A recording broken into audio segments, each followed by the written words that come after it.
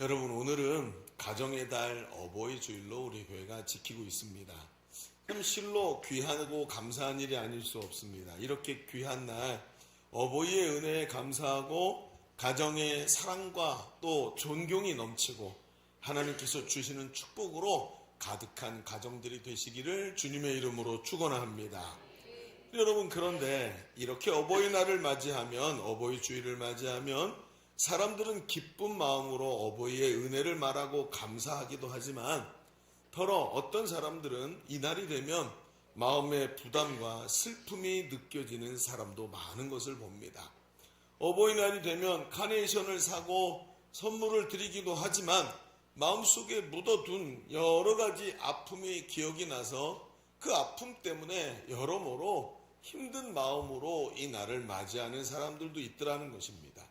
오늘 그 대표적인 모습이 오늘 우리가 성경에 읽은 야곱의 가정입니다. 우리가 읽은 본문은 기쁘고 즐겁고 하나님의 언약과 축복이 있는 아브라함의 축복을 받은 가정의 모습이 아니라 야곱의 가정 아래 흐르고 있는 눈에 잘 보이지 않는 앙금을 들추어내는 장면입니다. 큰 기근이 와서 우리가 이 성경의 이야기를 잘 아시지요? 큰 기근이 와서 먹을 것이 없어서 외국에 식량을 사러 가야 하는데 도저히 자기 생각을 양보하지 않는 아버지 모습 때문에 가족들이 애태우는 장면이 오늘 우리가 읽은 말씀입니다. 가족들도 아버지의 마음을 이해하기는 합니다. 그러나 그 아픈 마음을 공감해 주거나 어루어 만져줄 시간도 또 마음의 여유도 없는 가족들입니다. 그러니 어때요? 오늘도 또 아버지의 상처는, 가슴 아픈 상처는 또 짓눌러 놓아야 되고 또 이번 일로 인해서 더 큰 상처를 받을 수밖에 없는 이런 순간을 맞이한 이 야곱의 아픈 모습이 오늘 우리 말씀 속에 나와 있는 것입니다. 결국 가족들은 이 기근 속에서 생존하기 위하여 여러분 아픈 아버지의 평생 남은 상처는 또 짓밟혀야 되고 지나가야만 하는, 우리가 평상시에 보지 못했던 이런 장면들이 오늘 우리 눈앞에 펼쳐지는 것입니다. 오늘 우리는 평안한 가정에 대해 나누는 것이 아니라 큰 위기 속에 있는 가정에 대해서 말씀을 살펴보려고 합니다. 가족 간에 타협할 수 없는 한계점, 여기서 이 가족이 서로 사랑하고 서로 아껴 주어야 되는데 타협할 수 없는 한계점에 딱 서가지고 말입니다. 가슴 아파할 때 하나님은 이 가정을 어떻게 다루시고 아브라함에게 약속하신 축복이 이 가정에 어떻게 흐르게 하시는지 오늘 우리는 이 말씀을 통해서 좀 깊이 나누어 보려고 합니다. 사람이 말입니다. 이 땅을 살아가면서 사람이 겪는 문제는 대부분 결이 같습니다. 그렇죠? 자식 문제, 가족 문제, 건강 문제 거의 대부분 결이 같습니다. 그런데 그 중에 오늘 우리가 보고 있는 가정의 문제도 대부분 결이 같습니다. 왜냐하면 사람은 먹고 마시고 쉬고 써야 되기 때문에 이런 것들을 비껴갈 수 없기 때문에 거의 다 문제는 결이 같습니다. 그렇다면 오늘 이 야곱의 가정에 일어나고 있는 이 첨예한 대립들을 은혜로 바꾸시는 하나님의 모습을 본다면 오늘 우리가 그 하나님의 은혜 안에서 우리의 가정도 회복되고 은혜가 넘치게 될 줄로 믿습니다. 오늘 이 복잡하고 사랑이 식어진 시대 속에서 살아가는 우리 가정도 하나님이 인도하시고 새롭게 하시는 은혜를 체험하는 귀한 말씀이 되시기를 주님의 이름으로 축복합니다. 자, 주보 3면을 펼쳐보시면 오늘 말씀의 제목은 불치병의 명약 이렇게 정해놓고 오늘 첫 번째, 두 번째 이런 얘기 없이 그냥 쭉 말씀을 들리는 대로 또 적으실 분들은 적으시고 이렇게 하면 좋겠습니다. 제가 요즘에 어떤 분하고 이야기를 나눴는데 그 집사님이 이런 얘기를 해요. 목사님, 교회에서 예배 사역을 좀 감당하고 교회 일들을 보다 보니까 잘해야 되잖아요. 그러다 보니까 자기가 예배에 집중을 못한 시간이 굉장히 길었대요. 그래서 이게 자기가 말씀의 은혜를 잘 못 받고 있는 것을 느꼈다 그러시더라고요. 그런데 어느 날부터 주보에다가 여기 써있는 난에다가 자기가 빼곡하게 적기 시작했대요. 들리는 대로 다 모자라면 옆칸에도 적고 하면서 일부러 적어보겠다 마음을 먹고 막 적었는데 이런 얘기를 하는 거예요. 목사님, 제가 요즘에 말씀의 은혜가 넘칩니다. 자기가 적기 시작하면서 말씀이 자기 마음속으로 들어오더래요. 여러분 괜히 이거 만들어 놓은 거 아니겠죠? 이때 끝나면 저 나가면서 저한테 검사 받고 나가십시오. 농담입니다. 적는 게 그렇게 중요합니다. 그래서 적든 안 적든 그건 여러분의 이 개인의 어떤 성향에 따라 하시면 되지만 말씀에 집중하면 큰 은혜가 있을 줄로 믿습니다. 자, 여러분 이 말씀을 좀 같이 보십시다. 오늘 본문은 우리가 잘 아는 장면입니다. 하나님의 축복을 받은 이 야곱은 말년에 어려운 일을 당하지요. 자신이 너무도 아끼고 사랑하던 아내인 라헬이 죽고 가장 사랑하던 아들 요셉마저 사라졌습니다. 우리가 이 사건을 너무 잘 알죠. 요셉이 아버지의 총애를 받았는데 이 편애를 받은 거죠. 그러니 형제들이 그거를 질투해가지고 형제들이 배신하고 애굽으로 종으로 팔아버리죠. 그리고 아버지에게는 이 야곱의 옷에 짐승의 피를 묻혀가지고 야곱이 아마 짐승에게 찢겨 죽은 것 같다 이렇게 이야기를 하죠. 노년이 어떻습니까? 누구나 다 외롭고 쓸쓸하고 박탈감이 가득한 것이지만 야곱의 경우는 정말 극단적입니다. 그렇죠, 여러분? 여러분 노년이 뭔지 아시죠? 여러분 제가 가만히 사람이 뭔가 하고 생각할 때가 좀 있습니다. 생각을 가만히 해보면 그래요. 여러분 사람이 어떻습니까? 어려서는 꿈이 많습니다. 나는 이것도 돼보고 싶고 저것도 돼보고 싶고 전 세계를 여행해보고도 싶고 이것도 해보고 싶고 하고 싶은 것 될 수 있는 것이 많죠. 근데 20대를 넘어서 30대로 딱 접어들면서 어떻게 되죠? 쫙 줄어들죠. 직장 생활 해야 되죠. 먹고 살아야 되죠. 자식 키워야 되죠. 그러면서 하고 싶었던 것 꿈들이 싹 좁아집니다. 그리고 어떻게 되죠? 가정과 자식에게 딱 집중됩니다. 가정을 행복하게 자녀들을 잘 키우게 요게 꿈이 되어버려요. 꿈이 거의 90%가 날아가 버려요. 그리고 좁아집니다. 근데 시간이 지나면 어떻게 되죠? 50대 넘어가고 자녀들 다 출가하고 자기들 삶 다 살고 1년에 한두 번 명절 되면 얼굴이나 볼까 말까 한 이런 상태가 돼버리죠. 그리고 나서 어떻게 되죠? 건강 이렇게 딱 우리의 소망이 줄어듭니다. 그런데 시간이 가면 어때요? 주변의 친구들도 사라집니다. 점점 먼저 하늘나라로 가지요. 그리고 아는 사람 줄어듭니다. 건강이 줄어들고 여러분 운신이 좁아집니다. 그리고 배우자가 먼저 떠납니다. 나 하나밖에 남죠. 사람이 말입니다. 인생이 너무너무 아쉽고 안타깝고 한과 이 안에 풀어지지 않는 이 분노가 가득할 수밖에 없는 게 인생입니다. 이게 당연한 끝이에요. 그래서 사람은 마지막에 이 꽉 쥐었던 두 손을 풀고 그냥 아무것도 남지 않고 가는 겁니다. 그런데 오늘 인생이 이런 거다라고 말하면서도 너무나도 안타까운 것은 이 야곱이 하나님의 약속을 받고 하나님의 이름을 이스라엘이라고 바꿔준 야곱의 마지막 부분이 너무나도 외롭고 쓸쓸하고 박탈감으로 가득한 것이라는 거예요. 그런데 여러분 아이러니한 건 이 야곱의 이런 삶의 이런 생의 원인을 보면 실상 이 상황이 야곱이 가진 편애라는 것에서 시작된 것을 우리는 알고 있습니다. 그는 자신의 4명의 아내가 있었는데 이 4명의 아내에게서 12아들을 얻었지만 그 아내들 중에 라헬이라는 아내를 편애했습니다. 그 라헬이라는 여인만을 사랑했습니다. 이 편애가 얼마나 집착적으로 나타났는지 나중에 라헬이 먼저 죽자 라헬에게 갔던 사랑이 라헬이 낳은 2아들, 라헬이 아이들을 둘밖에 낳지를 못했는데 이 2아들에게 모든 사랑이 가버렸습니다. 그런데 그 아들들 중에 둘 중에 하나인 가장 사랑했던 요셉이 사라지고 모든 것을 빼앗긴 박탈감에 빠져서 그는 삶의 의욕을 잃어버린 것입니다. 여러분 상상해 봅시다. 오늘 성경은 말입니다. 분명히 개연성 있는 상상력을 우리에게 요청을 합니다.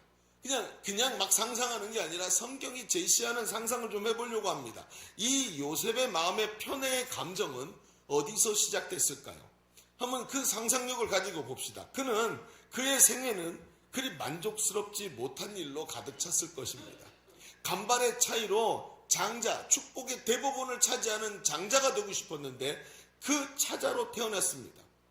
그리고 형님 에서의 이 이 장자의 축복을 알아보지도 못해서 장자 명분을 소홀히 다루는 그 바보 같은 에서를 보면서 저 에서의 장자 명분을 자기가 빼앗아 보려고 했습니다. 그런데 아버지는 어때요? 그 멍청한 장자인 에서만을 사랑합니다.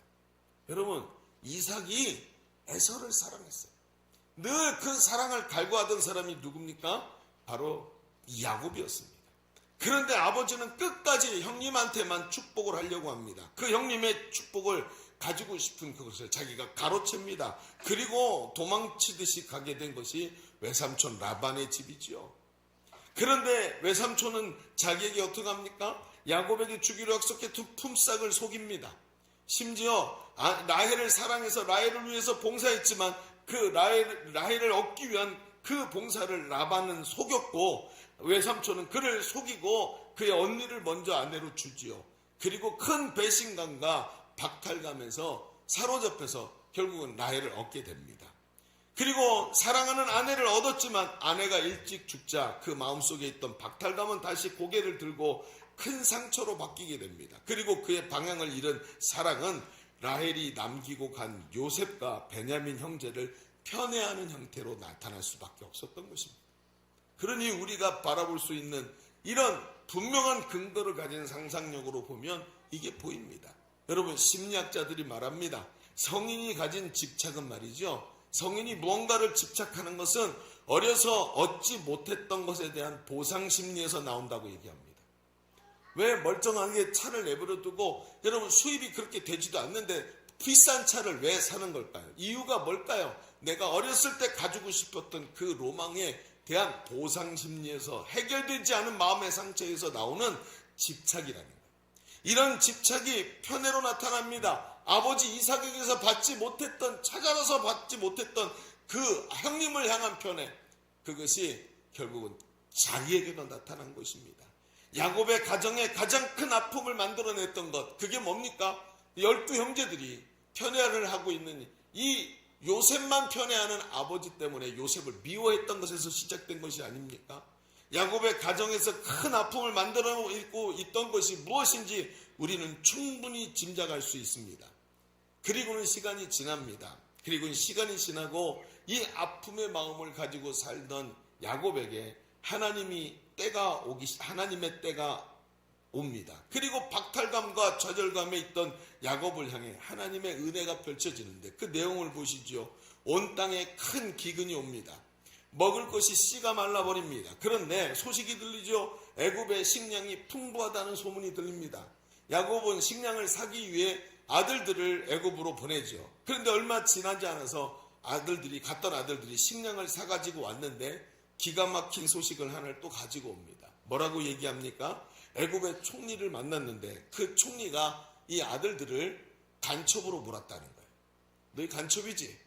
우리나라에 이 식량이 많은 걸 알고 너희 우리나라를 침략해서 빼앗아 가려고 보낸 간첩이지? 하고 이야기를 하니까 그것에 대해서 아니라고 변론을 하다가 자기가 12형제가 있는데 그 중에 하나는 없어졌고 11명이 있는데 그 중에 하나는 집에 아버지와 함께 있고 우리가 10명의 형제입니다 하고 얘기를 했다는 거예요. 그런데 그 총리가 그 얘기를 듣더니 그래 그럼 네 막내 아들을 데리고 와라. 막내 동생을 데리고 와라. 그래놓고 그 중에 하나를 볼모로 잡아놓고 자기들이 왔다는 거예요. 9만 도착을 했어요. 자, 이제 난리가 났습니다. 우리가 듣기에는 어려운 일이 아닌 것처럼 보이지만 시선을 야곱에게로 바꾸면 굉장히 어려운 일이 되는 겁니다. 야곱 입장에서는 이미 아들, 하나밖에 없는 아들 요셉을 잃었습니다. 여러분, 12명의 아들이 있는데 요셉만 아들이에요. 이 요셉 하나를 잃었습니다. 그 나머지 하나 베냐민이 남았는데 또 이 베냐민을 잃게 될지도 모르는 상황이라 데리고 오라 그랬으니까. 여러분, 갑자기 묻어두었던 아픔이 밑에서부터 확 올라옵니다. 11아들이 있지만 그 11아들은 하나도 보이지 않았고 요셉만 보였는데 그 요셉을 잃고 자신에게 남겨진 건 베냐민 하나뿐인데 이걸 절대로 보낼 수가 없는 겁니다. 야곱이 그 얘기를 듣고 억지를 부립니다. 그리고 거절합니다. 뭔데? 못 보내. 절대로 못 보내. 아버지 생각 좀 해보세요. 우리 이러다가 다 죽습니다. 이러다 다 굶어 죽습니다.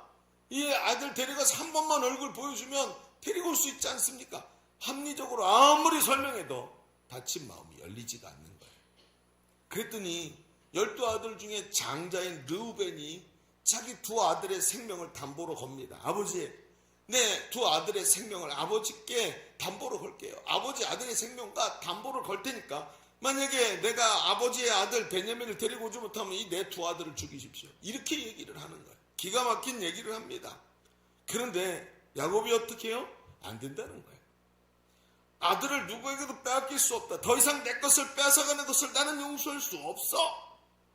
이 아이마저 빼앗기면 내 인생은 이제 남은 것이 없어 하면서 보호 본능에서 나오는 마음이 딱 닫혀버립니다. 합리적인 말이 통하지 않고 생각이 고정되고 마음이 완고해집니다.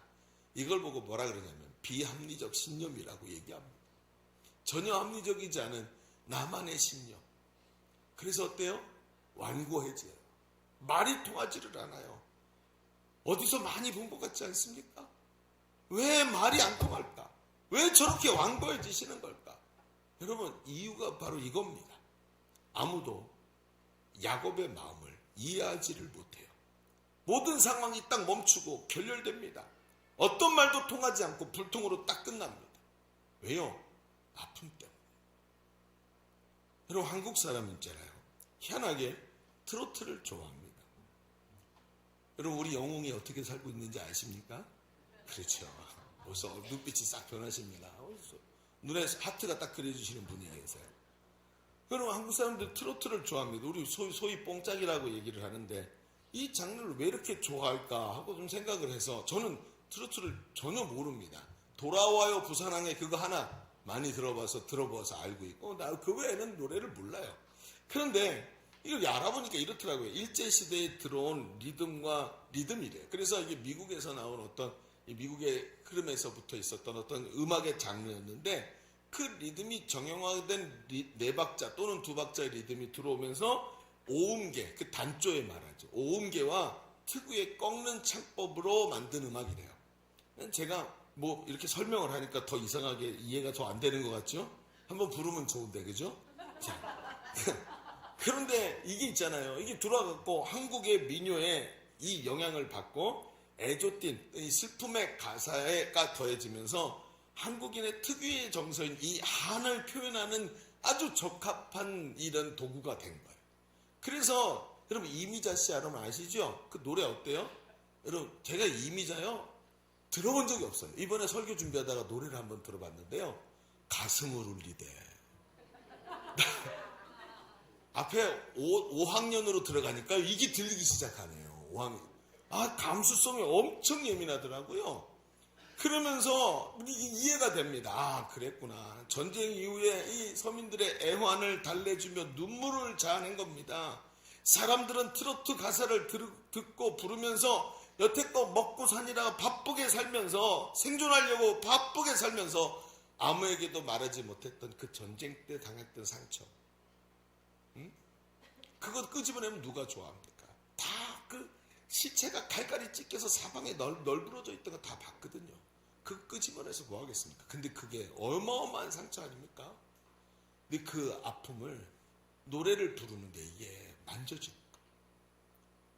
그래서 옛날 여러분 그걸 들어보면 트로트를 들어보면 얼마나 그 안에 눈물이 많은지요. 옛날에 할머니들이 그거 들으면서 많이 울던 이유가 그거였구나 하고 느껴지더라고요. 어때요? 여태껏 아무에게도 말하지 못했던 마음의 깊은 아픔과 슬픔이 공감을 받는 그 가사가 내 마음을 그대로 표현하고 있어요. 혹시 여러분 아십니까? 이산가족 노래.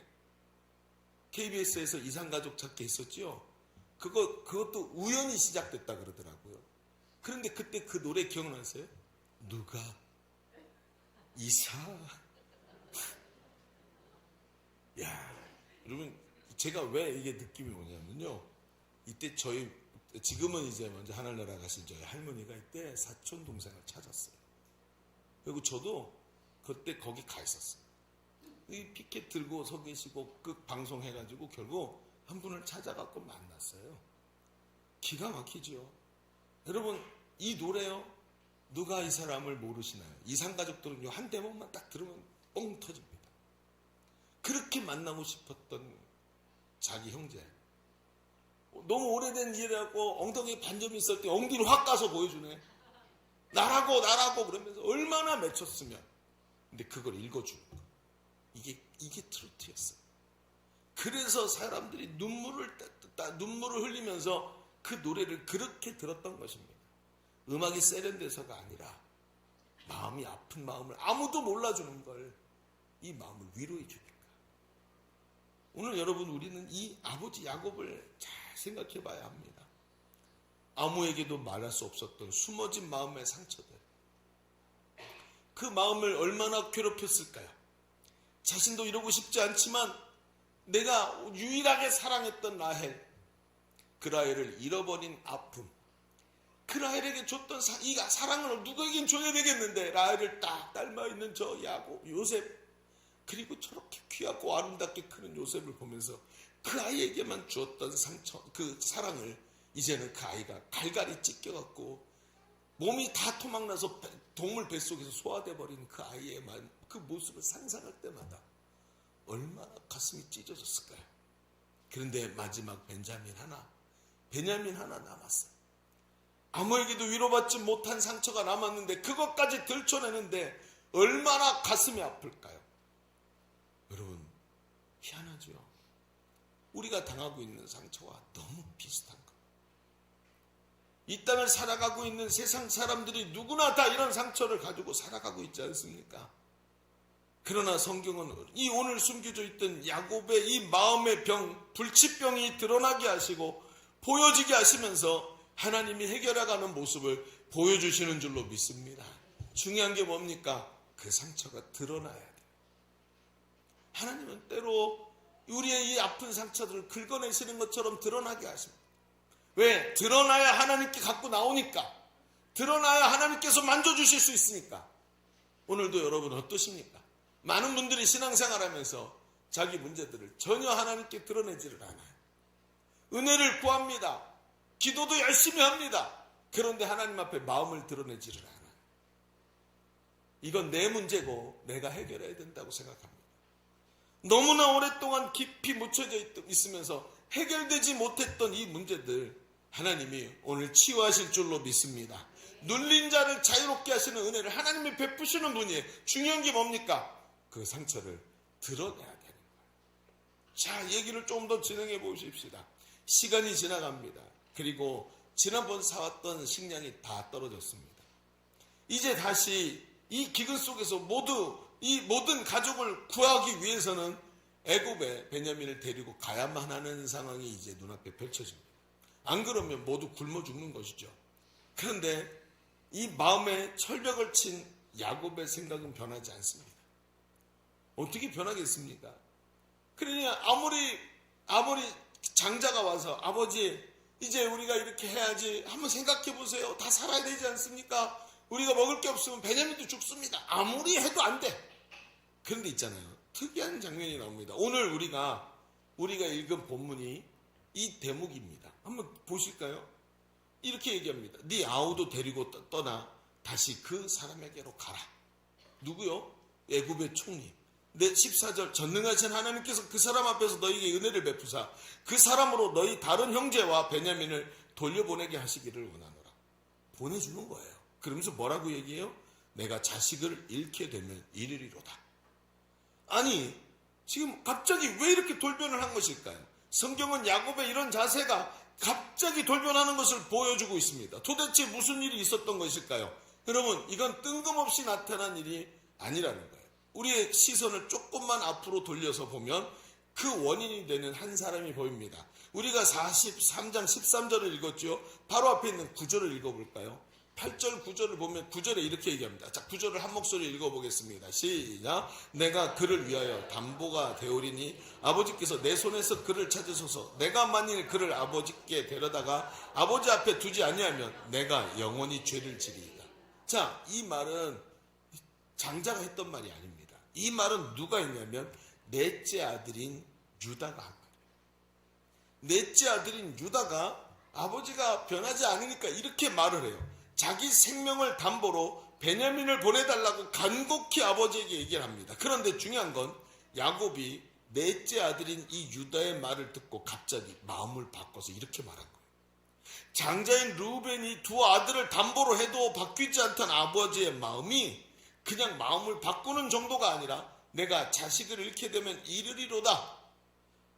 하나님 앞에서 담대함이 생기고 자신의 모든 것을 하나님께 맡기는 모습으로 갑자기 뒤바뀐 겁니다.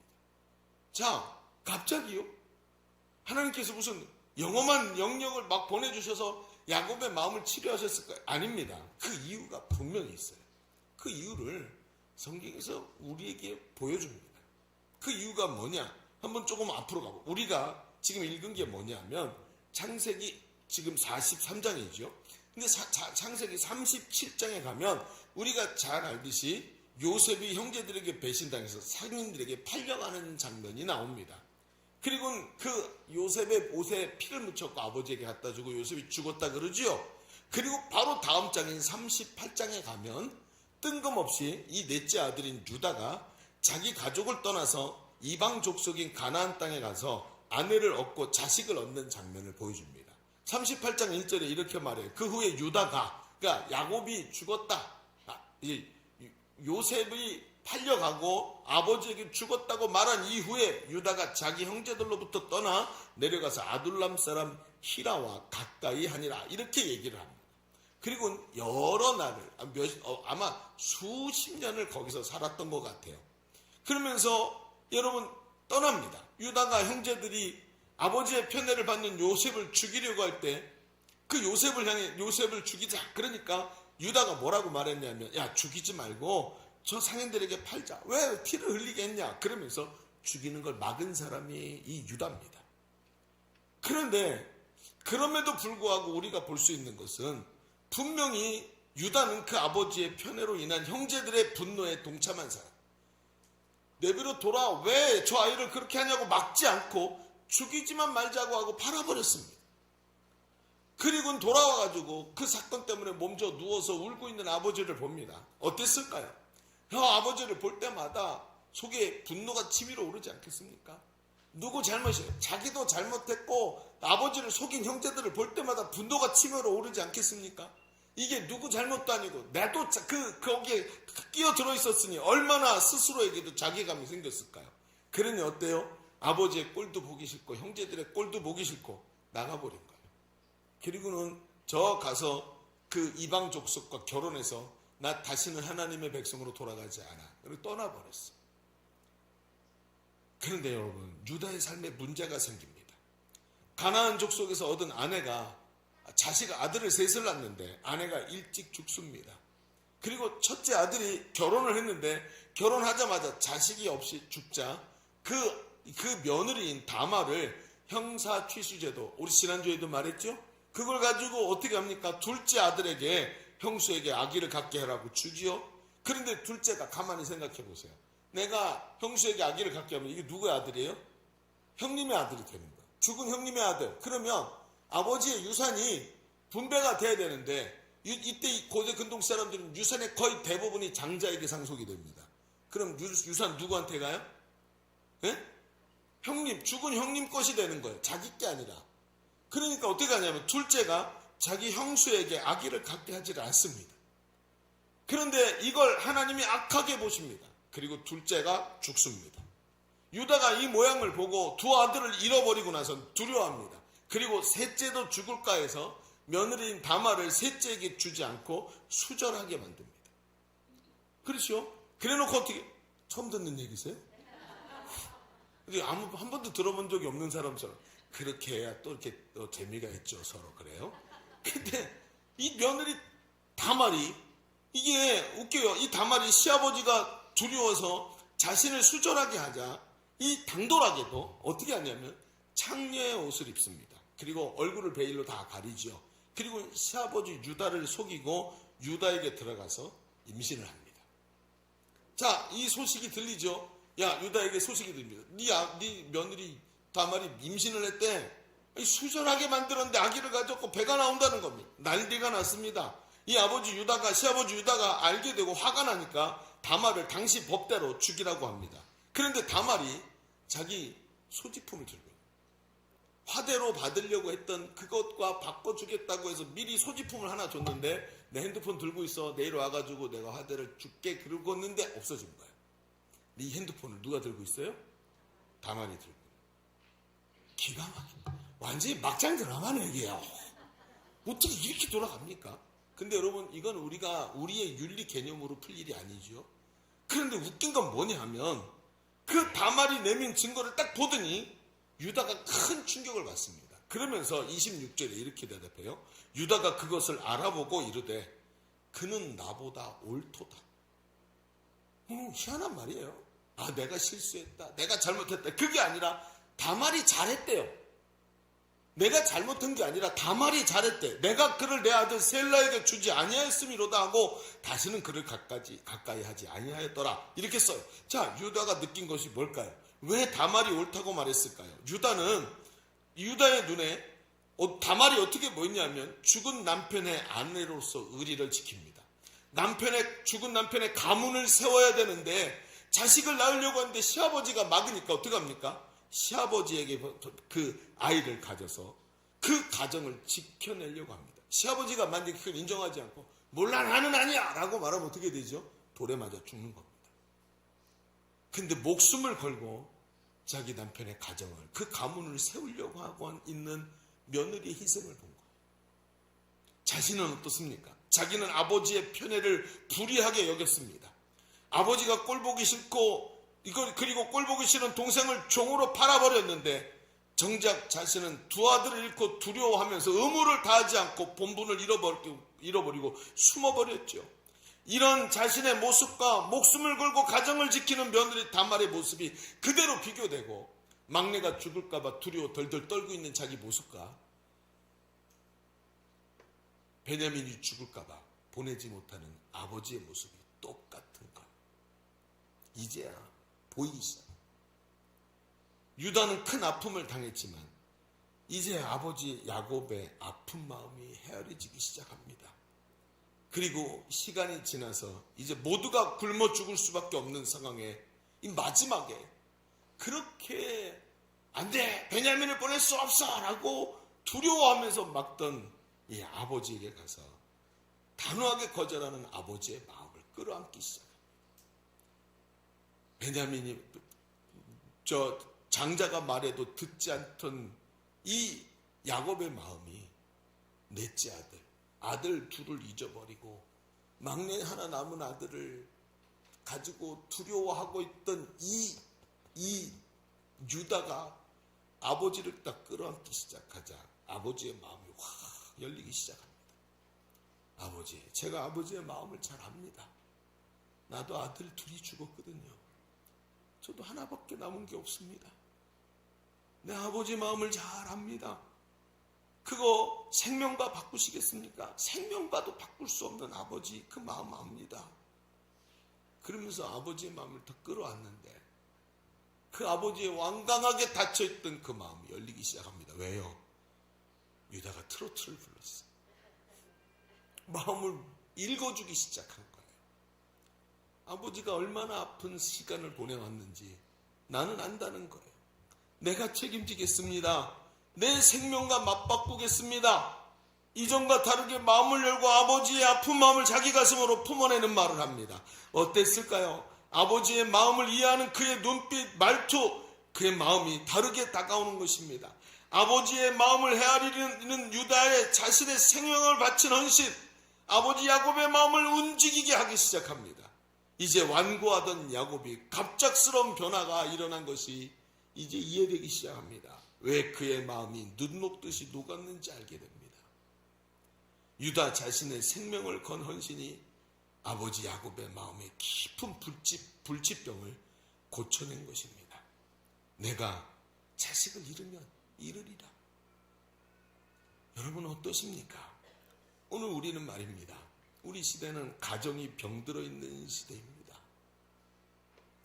누구 가정 말할 거 없이 병들어 있습니다. 명절이 되어도 어버이날이 되어도 손에다가 선물은 쥐고 있는데 마음이 열리질 않습니다. 여러분 청년들에게 명절이 됐는데 집에 안 가냐고 물어봤더니 자기 자취방에서 명절을 보낸다 그러길래 집에 안 가냐고 물어봤더니 갈 집이 없다고 합니다. 왜 없냐 그랬더니 집에 가면 엄마랑 엄마의 남자친구가 있답니다. 집에 가면 이혼한 아빠가 새 와이프랑 함께 있다고 합니다. 그러니 가서 마음을 열 자리가 없다는 거예요. 앉아 있었더니 꼬다난 보리자루 갖고 그리고 거기 앉아서 자기 깊은 상처가 튀어나와서 얼굴을 볼 수가 없더라는 거예요. 그래서 안 간답니다. 어떤 사람은 이런 말을 합니다. 어려서부터 아버지가 집에 와서 술을 먹고 폭행을 일삼았다고 합니다. 그게 너무나 길게 돼서 집요하게 술을 먹은 아버지가 가서 집요하게 폭언을 퍼붓고 폭행하면서 가족들을 괴롭혔는데 그 아버지가 변해서 지금은 예수 믿고 변화됐는데 그 마음의 상처가 아직 남아서 아버지 얼굴만 보면 마음이 두근두근거리는 무섭다는 거예요. 여러분 예수 믿어요. 다 같이 신앙생활해요. 그런데 마음의 상처를 다뤄본 적이 없는 거예요. 그것에 다가갈 용기가 없어요. 용서할 수 없는 범죄와 죄악으로 모든 가족들의 마음에 상처가 남아 있습니다. 우리 시대는 가정이 마음의 병으로 얼룩져서 눈물로 얼룩져 있는 모습을 보게 됩니다. 그로 인해 불치병이 걸려서 서로 용서하지 못하고 마음에 묻어둔 아픔으로 통증이 가득합니다. 머리로는 압니다. 어떻게 해야 되는지 다 압니다. 베냐민을 보내면 다 해결되는 것 다 압니다. 그런데 마음이 안 움직이는 걸 어떻게 하겠습니까? 베냐민을 데리고 가야 되는 걸 아는데 마음이 허락하지 않는 걸 어떻게 하면 좋겠습니까? 내가 마음을 풀면 우리 가족 모두가 평안할 것을 아는데 내 마음이 움직이지 않고 완강하게 버티는 이 마음을 어떻게 하면 좋겠습니까? 수술이라도 하면 된다 그러면 가슴을 열고 수술이라도 했으면 좋겠는데 그렇게도 안 되고 안 되는 걸 어떻게 합니까? 하나님 말씀도 아는데 안 되는 걸 어떻게 합니까? 이게 지금 우리의 문제입니다. 그런데 희한하죠. 여러분 제가 지금 이 얘기를 하는 건 저도 동일한 이런 아픔에 놓여 있었기 때문에 그렇습니다. 어느 날 이 말씀을 묵상하고 있는데 말씀이 이 넓은 창세기에 이 가정의 이야기가 너무나 잘 알고 있다고 생각했던 이 가정의 이야기가 제게 확 일어나고 다가오는 거예요. 기가 막힙니다. 유다가 보이기 시작하는데 유다가 그 말씀을 읽고 있는 저에게 찾아왔습니다. 그러더니 저의 손을 붙잡고 울기 시작합니다. 유다가 우는 거예요. 왜 우냐? 딸 보고 말합니다. 내가 네 마음 잘 안다. 당신이 어떻게 내 마음을 아냐 그랬더니 저를 보고 그러는 거예요. 네가 저지르지 않은 일 때문에 벙어리 냉가슴에 불치병이 생기기 네 가슴 아니냐. 내가 잘못해서 당했다면 내가 이해를 한다. 그런데 나는 피해자다. 네 마음에 네가 저지르지 않은 일 때문에 상처가 나고 벙어리 냉가슴 입을 열면 또 다른 가족들이 상처받을까봐 나 혼자 가슴에 짊어지고 여기까지 오면서 마음에 불치병이 생긴 거 나도 안다. 어떻게 그걸 알게 됐냐 그랬더니 유다가 말합니다. 나도 나와 상관없는 죄 때문에 십자가에 죽은 적이 있었거든. 그분이 누굽니까? 유다의 집에 태어난 유다의 자손, 유다의 사자가 되신 예수님이십니다. 이 유다가 지금 뭘 하고 있는 겁니까? 그 죄를 자기가 짊어지고 나니까 그 죄의 통증을 느껴진 예수님이 우리 죄 때문에 십자가를 짊어지시고 나니까 죄의 아픔에 대해서 너무 잘 아시는 거예요. 유다는 아버지 하나님께 정말 기도를 합니다. 땀방울이 핏방울이 될 정도로 기도해봤습니다. 하나님 제가 꼭 이걸 해야 되나요? 십자가의 고난을 제가 당해야 되나요? 그때 아버지 하나님께서 그분의 아픈 마음을 유다에게 느끼게 해주십니다. 이 죄 때문에 죽어가는 그를 살리기 위해서 유다야 네가 생명의 값으로 그 값을 치러라. 내가 네 통증 때문에 그 아이를 살릴 거야. 그분이 바로 우리의 유다 되시는 예수님입니다. 여러분 오늘 우리에게 필요한 게 뭔지 아십니까? 내가 잘못한 게 없잖아요. 우리 아버지의 마음이 고침받아야 되잖아요. 야곱의 마음이 고침받아야 가정이 사는 거 아니에요? 그런데 아니에요. 유다의 마음이 고침받으니까 야곱의 마음이 고침받더라. 오늘 우리 가정에 큰 문제가 있습니다. 누가 고침받아야 됩니까? 유다의 위로가 나에게 와야 돼. 오늘 내가 예수 그리스도의 십자가의 은혜를 체험하고 그 하나도 죄가 없으신 분이 내 죄를 대신 지고 죽으신 그분의 그 사랑이 깨달아지기 시작할 때 내가 손에 아구의 힘을 주고 붙잡고 앉아가지고 네 탓이잖아 할 힘이 쫙 풀리기 시작합니다. 그게 아니구나. 우리 예수님이 나의 죄를 위해 죽으셨구나. 내 탓으로 돌려야 되는 걸 예수님이 자기 탓으로 돌리고 죽으신 그 예수님의 사랑을 깨달아지면 아버지를 끌어안아 줄 수가 있는 사람이 되는 거예요. 그때 아버지가 변하는 것입니다. 여러분, 오늘 우리에게 유다의 위로가 필요합니다.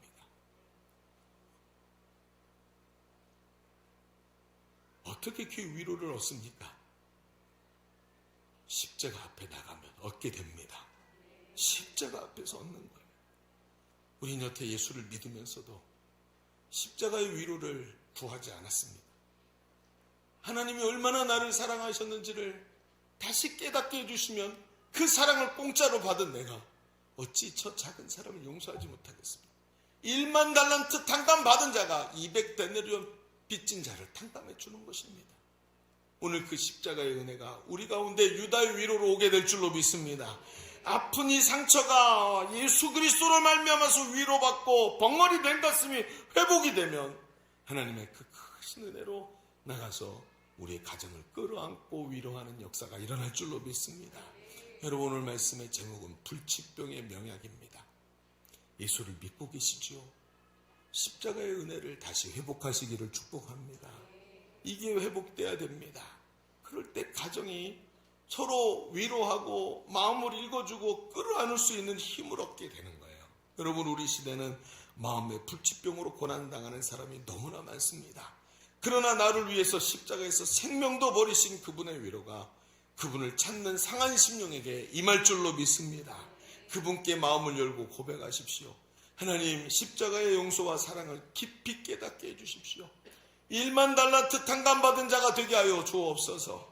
그리고 이 불치병에 명약되신 예수님의 사랑으로 우리의 삶과 가정의 불치병을 고쳐내는 우리 성도들의 삶이 되시기를 주님의 이름으로 축원합니다. 우리 기도하십시다.